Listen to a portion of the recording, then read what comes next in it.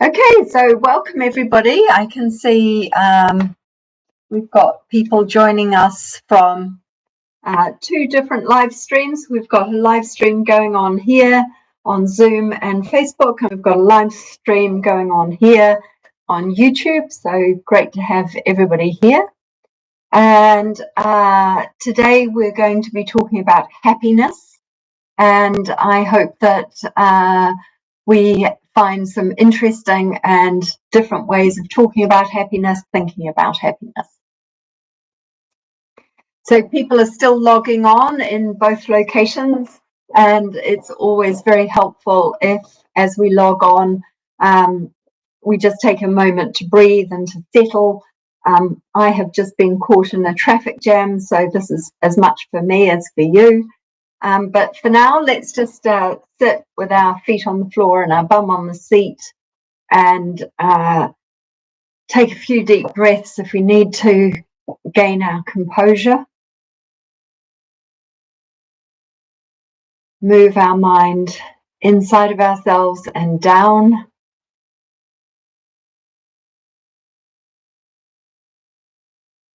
And if you are new to this practice or not very experienced in this practice, one of the common myths is that we're trying to stop thinking. That's not what we're trying to do. In fact, what we're trying to do is use a different aspect of our brain, or a different way of using our brain, which is just to notice the present moment. And usually we do that through the breath or the body. So move your attention in and down.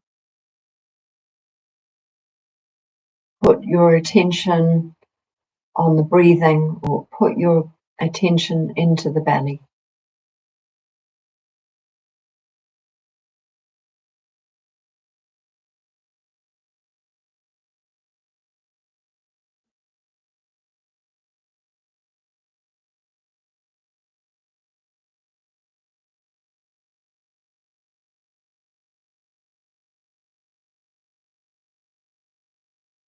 Thich Nhat Hanh, who's a lovely teacher, always says, breathing in, I know that I am breathing in.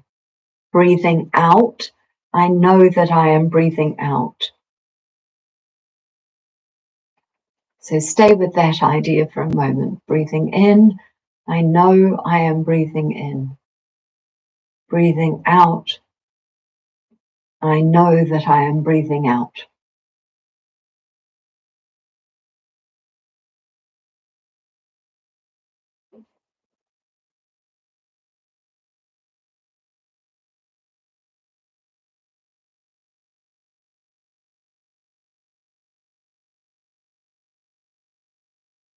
And you may notice that even after a reasonably short time, the breath changes. So I've been sitting here for no more than 2 minutes, and I felt myself go. And we're just allowing those adjustments to happen. We're not making those adjustments, we're allowing those adjustments.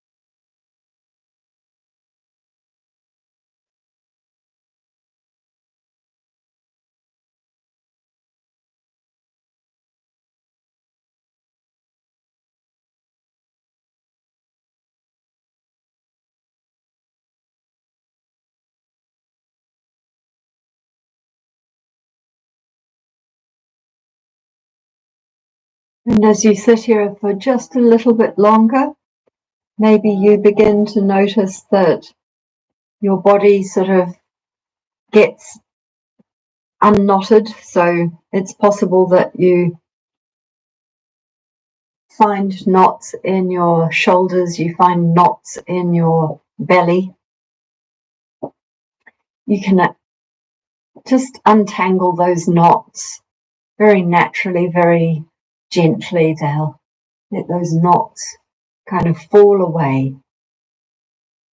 Breathe into those knots and they just kind of dissolve a little bit. Maybe they don't dissolve fully, but you can notice that they will change, they will move, they will release if you're patient.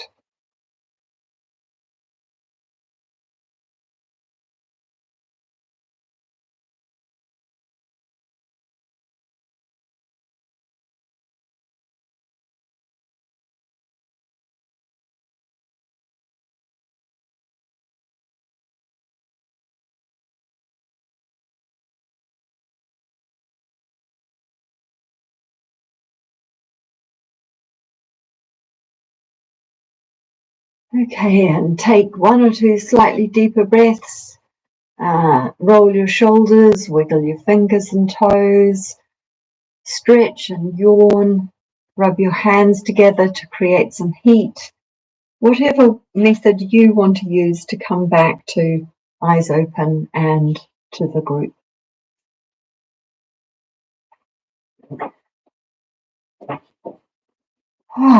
So I needed that because I was stuck in traffic with my heart beating a bit too fast.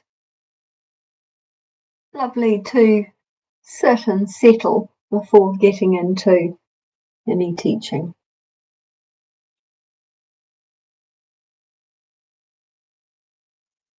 Just to remind anybody who isn't on my mailing list or hasn't seen it, there's a retreat here for a day on the 12th of November. It starts at 11 o'clock in the morning, goes to 4 o'clock in the afternoon. We held one this Saturday, just gone.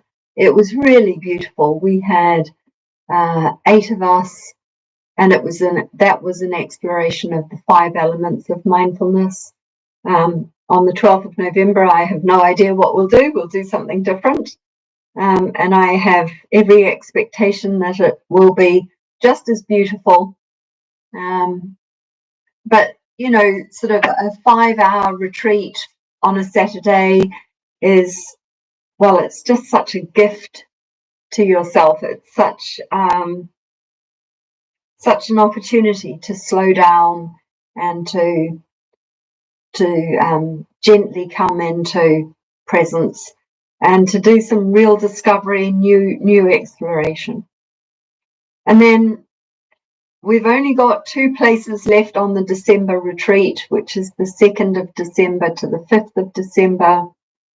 That's an extended weekend. It's a residential retreat, sort of staying on the property. Places are actually going pretty quickly, so I'm really pleased about that. If you're thinking of coming to that, I am offering a friends and family discount, so let me know and I'll make sure that you receive a discount. On to tonight and our theme. I call this Happy for No Reason. That's not my title. Somebody else used it once, and so I'm sorry I've plagiarized it. I find it really evocative, this idea that one can have inside of us this sort of bubbly sense of happiness, this idea that we can carry happiness with us. It doesn't rely on external factors. And that's the key part of this teaching, is to think about, where does our happiness lie? And a meditation teacher asked the group this morning that question, and it brought me up. it made me stop, because I'd never thought about where my happiness lies. I had often thought about, what is happiness? Am I happy? Does this activity make me happy? Does this person make me happy? And of course, the problem with thinking about happiness that way is we've literally given other things and other people control of our happiness. If we say that, oh, today I'm happy because my partner has done something nice, or, oh, today I'm happy because everything I wanted to go right went right. Oh, I'm happy because I've got a lot of money in my bank account, or I'm happy because I spent it with people I love and who love me. So, of course, we're happy when we spend time with loved ones. Of course, we're happy when things go well. Of course, we are happy when we have financial security. And financial insecurity is a source of a lot of stress and a lot of anxiety for people. But the point about this exploration is to say that those are external reasons to be happy. And everything that is external to us can be taken away. Everything that is out there we can lose, or we can say we never have enough of it, or that it's not right, it's not perfect, it's not the way we want it. And similarly, if we hang our happiness on people and the specific relationships, then of course everybody gets sick, everybody gets old, and eventually everybody dies. So if our happiness relies on too many other people, then again, it's a precarious happiness.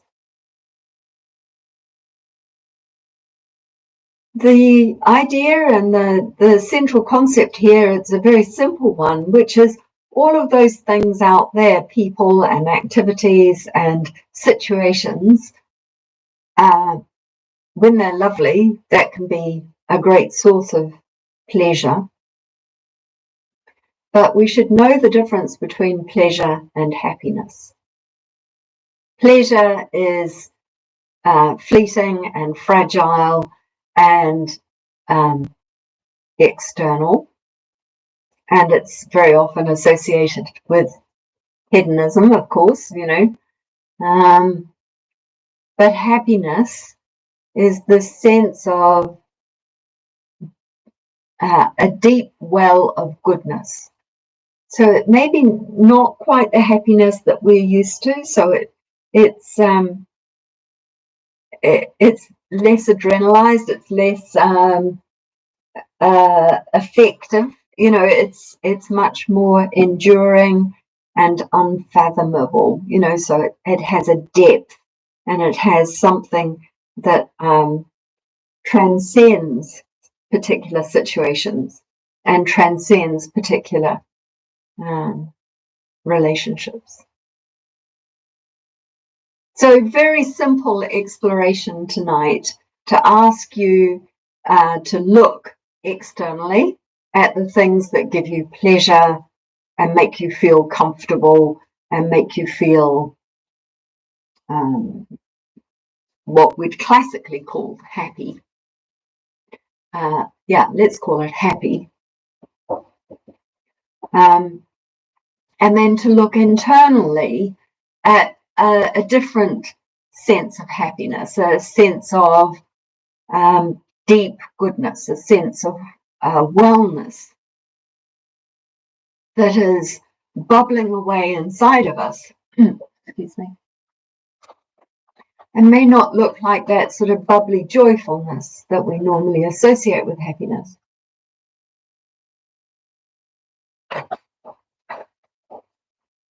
But because of that, it's less ephemeral and it becomes more enduring. I'm sure for many of you, this isn't new. I'm sure you have heard this said before, or you've done this exploration before. I'm not claiming that it is new. I am just caught again and again by an exploration that we need to do multiple times in our practice. You know, we don't just do it once in our lifetime and get it. We have to revisit this one because it's so fundamental. And I'm going to lead us through a particular practice to try and help us with that. But I wanted to read an extract from a diary of a lady who suffered from a brain tumor and began to notice as her diagnosis became more prevalent, as she became slightly more incapacitated because of her diagnosis, that there was something else that revealed itself too. And so this is what she's writing about in this piece.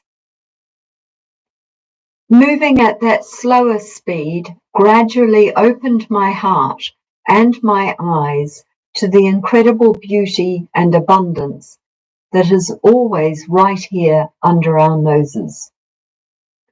The feeling of the soft breath moving in my body, the play of light and shadow, the music of birdsong. It all took my breath away with delight. My heart never felt so full. There were many moments I was brought to tears with happiness over the simplest things. I realized that what I was practicing was constant gratitude for life. I was appreciating it, enjoying it, and savoring it all.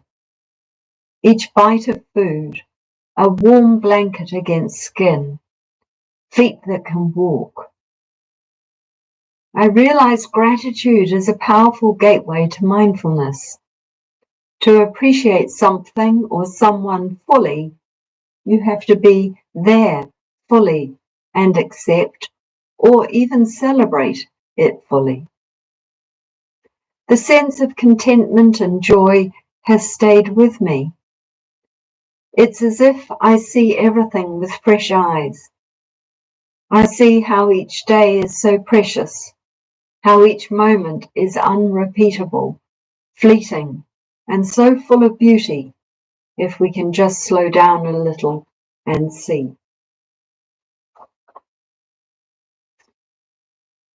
As you'd expect, we're going to practice, and that practice is part of that process of slowing down and appreciating.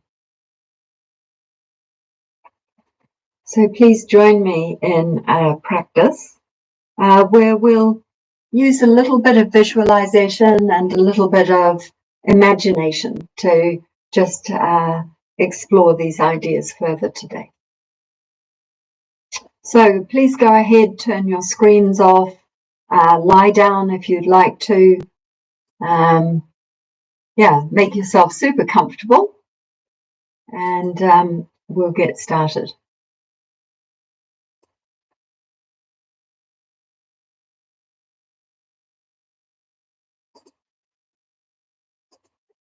And I'm just setting up my computer so that it's all right for this.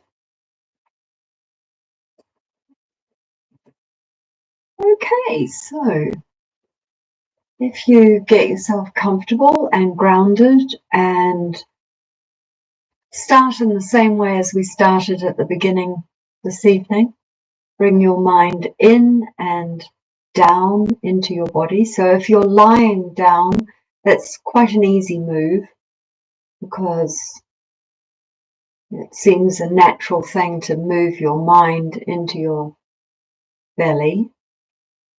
If you're sitting, it's often helpful to put your hand on your belly. And just get used to the ebb and flow of your breath. No need to change anything. Just settle into the rhythm of breathing.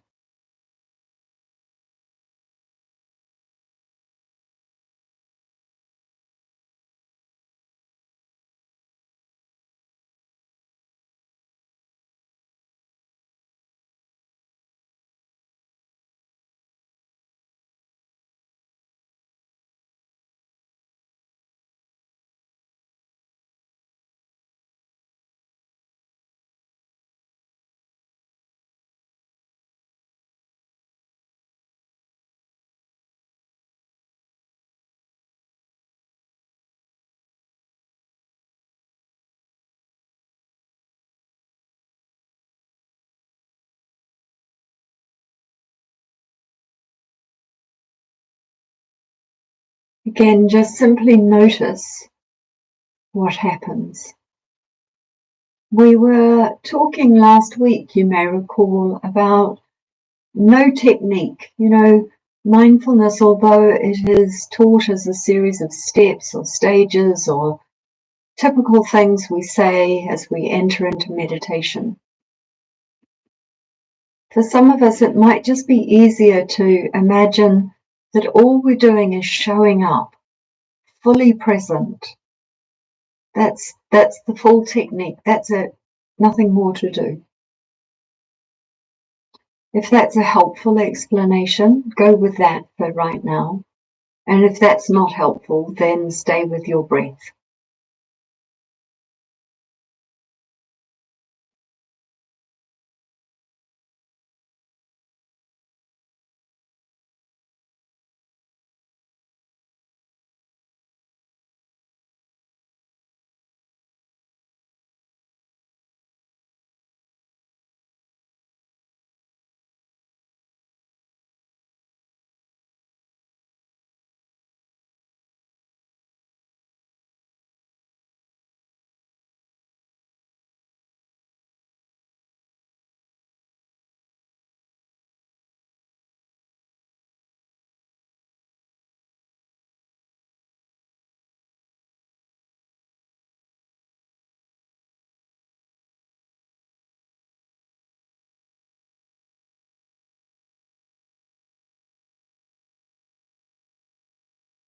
So to begin, why don't we ask ourselves the question,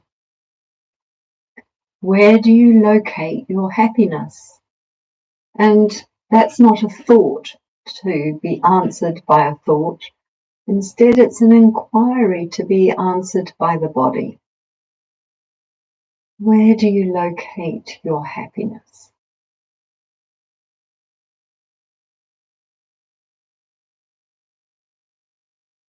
And then, of course, the next inquiry is, how do you know that that's where you locate your happiness? What tells you when you're happy?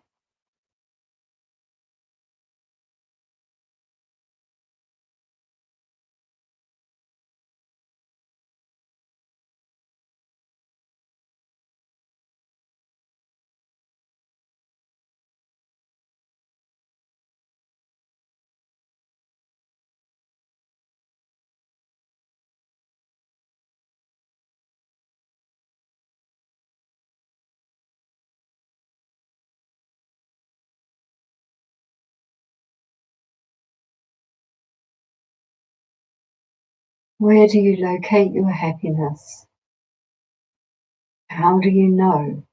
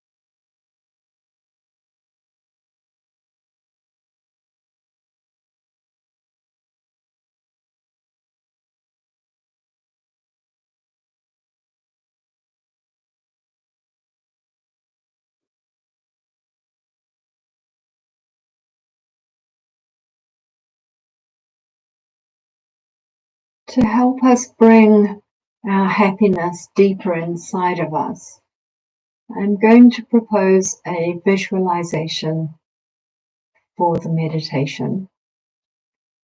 If this doesn't make sense to you, if it makes you feel panicky, if you have any strong reaction to it, just stop, go back to the breathing, anchor yourself in the present moment, and don't concern yourself with anything that I'm narrating to the others. This is a very particular way of practicing. We don't often use imagination because that's a kind of a false creation.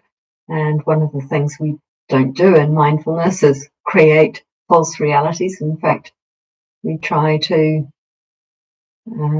penetrate through to a different reality.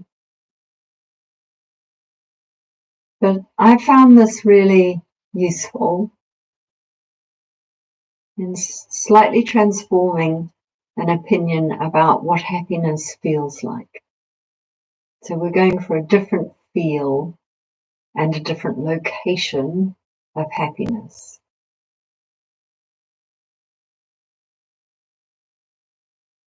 Start, for example, by imagining you're in a warm bath.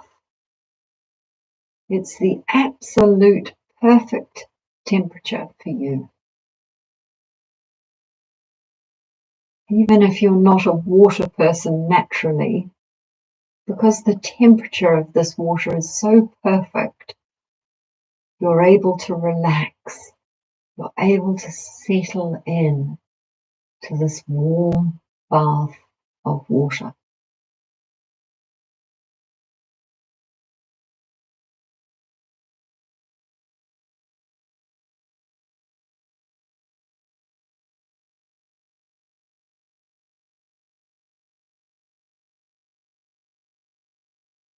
And as you sit in this warm bath, it comes up to the point where it's kind of level with your eye line. So you are in it, in this warm bath. You have no problem breathing, but you're able to look across the surface of this body of water. And it's flat. And it's calm. And you're sitting surrounded, held, nurtured, warm, not scared at all by this warm glow of water, which is stable and strong, fluid, soft, but it's holding you. It's able to hold you.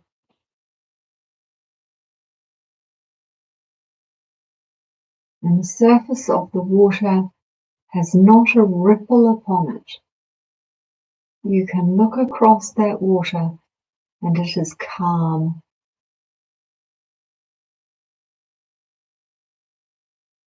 You can look across that water and feel so confident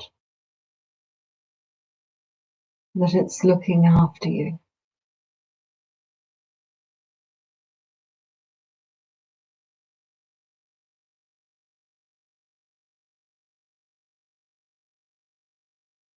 And you feel that confidence inside of you grow. You feel that deep, abiding knowing that this place, this present moment, this way of being in the world is so natural, so warm and inviting, so safe and healing. You have no need to move, you have no need to adjust, you have no need to do anything other than sit and abide in this warm, perfect water, deep, full of goodness.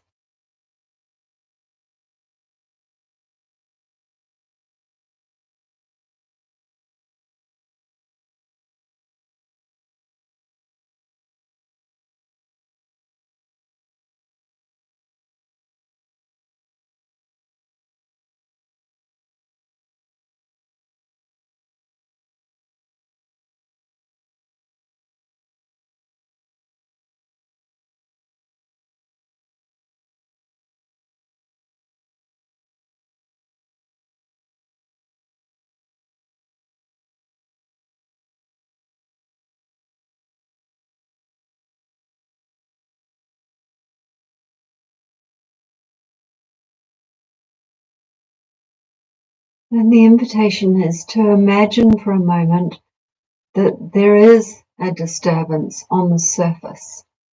Something has come up to create a ripple. But because this body of water is so deep, it doesn't move beyond the surface. This is just a minor little upset. This is just a passing ripple. That sense of abiding belief and being held is unharmed, untouched by whatever ripple comes along.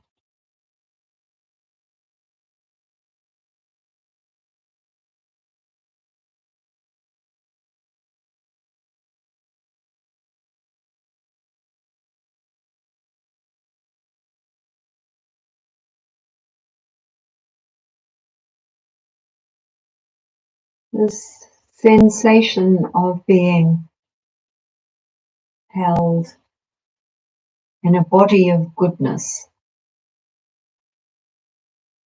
can transfuse deep inside of you.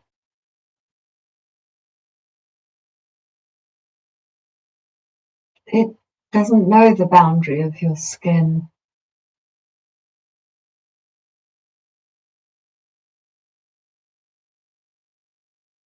It can marinate you right to the bone.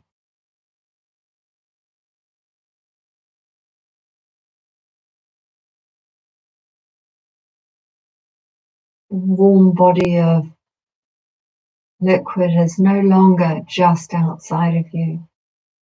It's transferred into the warm liquid of your blood circulating through you. It's transferred through to the digestive juices, the lymph glands, the saliva, all the water bodies within you are now warm, supportive, and deep in their goodness.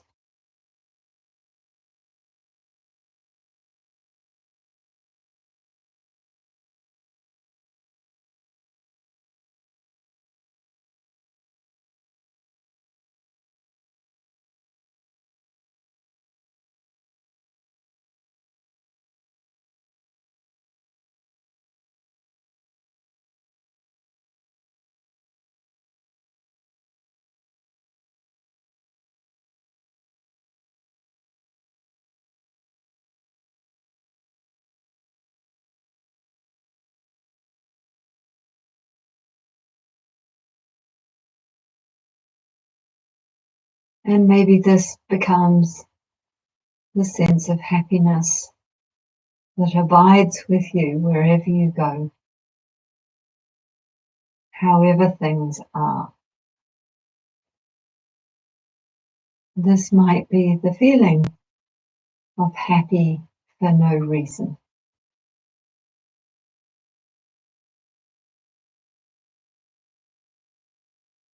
Because you can trust in the goodness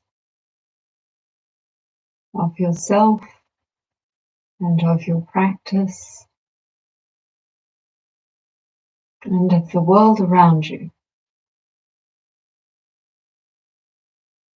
Even when there are disturbances, things you don't like, things you fight against, things that upset us,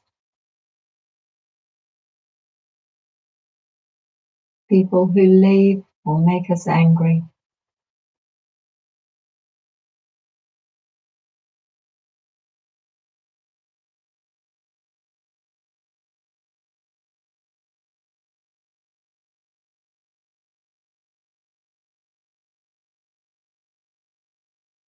Sitting here in this warm bath of goodness, we can be stable.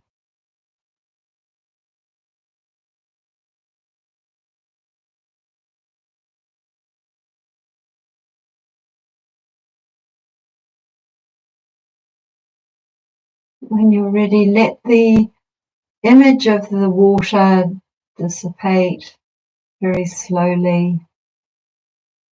Just return to the usual meditation of breath and body.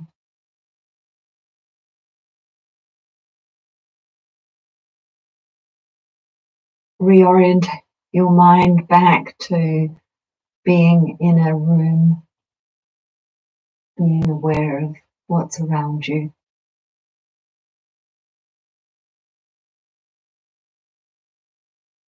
But allow any remnants of that journey into the imagination to remain with you.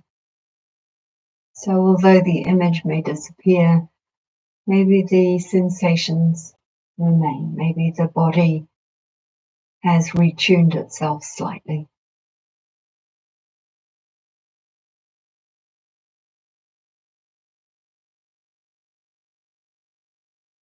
And of course, notice any difference from the beginning of the practice. What has emerged? What has evolved? What have you noticed?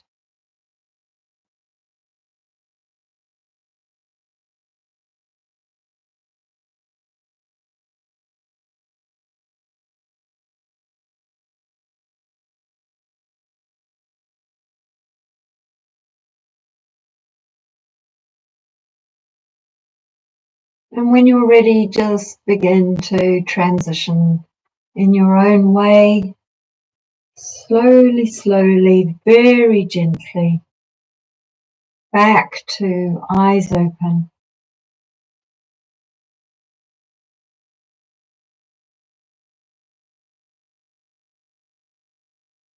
And for those on YouTube, I'm going to say thank you for the goodness of your practice. I'm going to stop the stream on this computer, turn my attention fully to the other computer, and hope to see anybody on YouTube next week. Thank you for joining me.